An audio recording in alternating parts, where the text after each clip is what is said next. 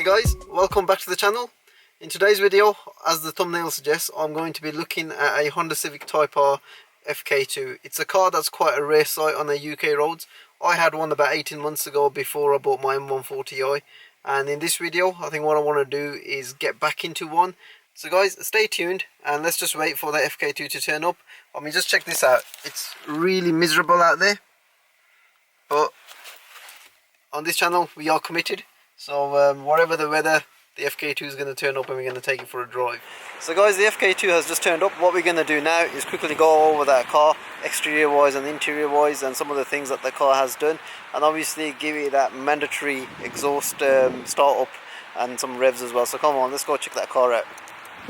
So guys, there we go, the FK2. Very quickly, let's just have a quick look at it. It's got this massive aero kit on it. It's definitely there for a purpose. And coming around the back, you've got the huge wing. Even though that this car is a front wheel drive car, it needs that wing to give you that downforce. And just look at the size of it. It's just mad. Now this has been wrapped obviously in red, as well as the roof, and around the front as well you've got a bit of red detailing. Just a bit of individual taste, I guess. So this FK2 has got a center B pipe fitted, so it's got basically a res delete all the way through, and it sounds amazing. What we're going to do now is give the car some revs.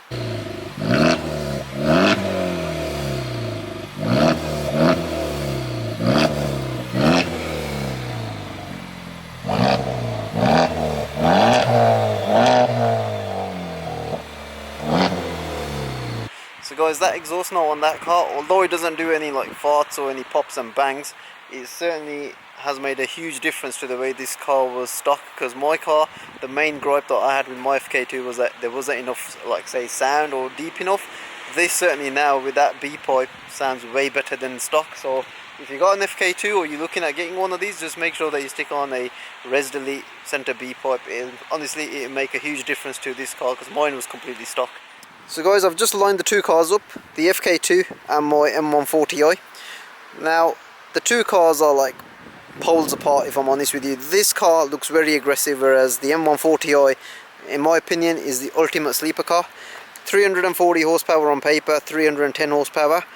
Very similar to, if I'm honest with you, in like say power output, that car is much lighter compared to the M140i. All the aero that I've put on this car, like the KSP splitter around the side skirts, on the M140i, it's mainly aesthetics. On the FK2, the splitters, the side skirts, that huge wing on the back, it's all there in the name of speed and downforce. I mean, check this out. You've even got these little winglets up here which literally aid airflow right through to the rear end of the car. So standard affair here, you've got this nice chunky steering wheel with the flat bottom, and you've got these lovely Recaro seats. It really is a trip down memory lane for me. And obviously there's no DSG or a ZF gearbox, it's a 6-speed manual.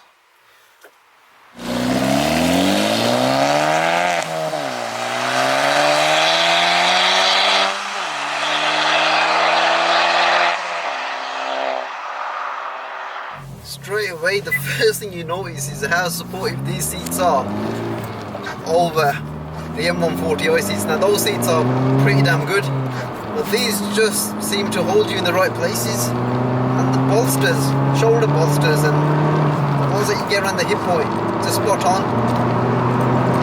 How I miss this 6-speed gearbox, and it just brings it back to life, this car does.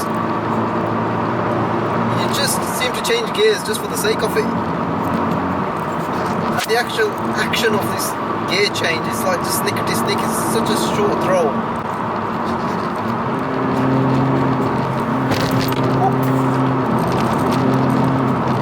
You can really feel like that limited slip diff on the front, just blowing into those corners. That S-bend that I've just taken there, honestly, it's that good.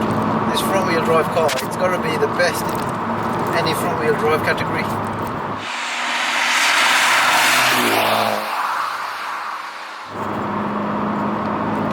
One thing to note is I had the FK8 for a short period of time.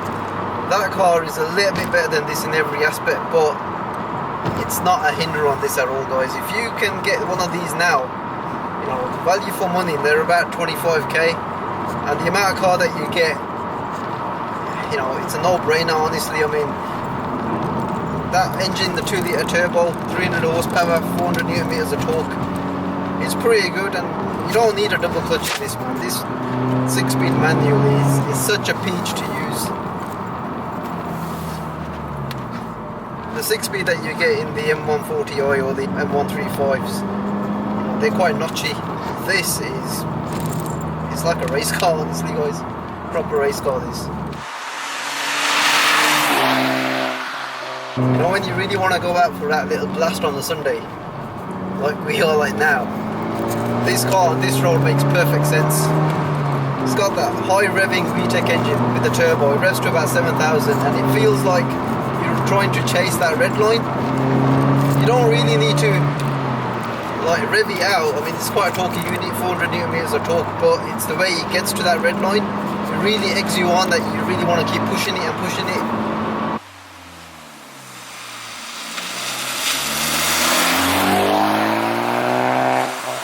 This car is unique.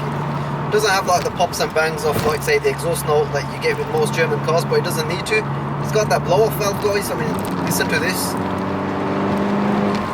And you get that kind of sound, which is pretty good. You get a GT spec, which this is, so it comes with all the safety equipment, loud sound system, folding mirrors, quite a lot of other stuff I can't really remember, but the sat nav. And there are really no other options apart from colour, which really makes it quite simple.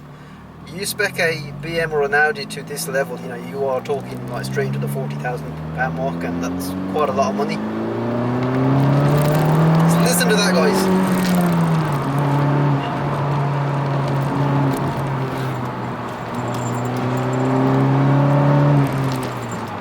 You've got this little button on here, it's called the +R button. You press that, it really turns everything up. Well, in conditions like today, I'm not even going to go near that button because I remember how it was and how it turns everything up. Obviously, the throttle response gets a lot sharper. The dampers become really firm. I mean, my camera's probably already shaking about quite a bit. I don't want to make it any worse, if I'm honest with you.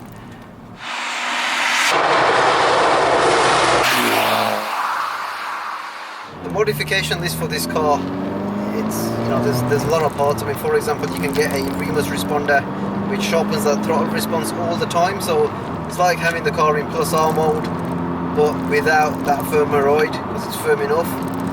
You can then get like a full Miltech exhaust if you really want to have a, you know, a more louder system, but this with just that straight pipe, honestly, guys, it just works a treat.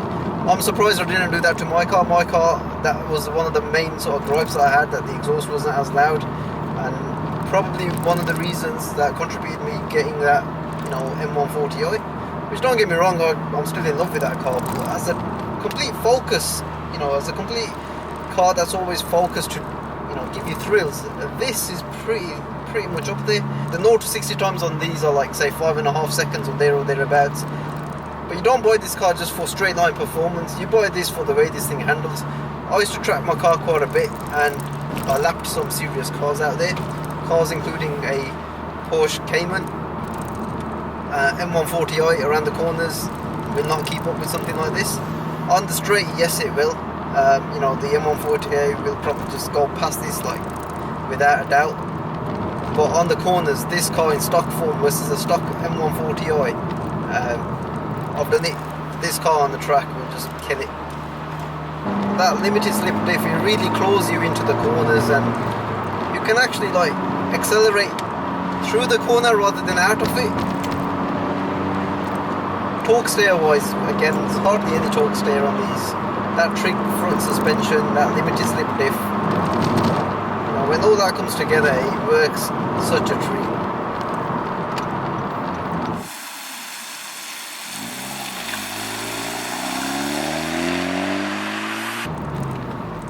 What a car.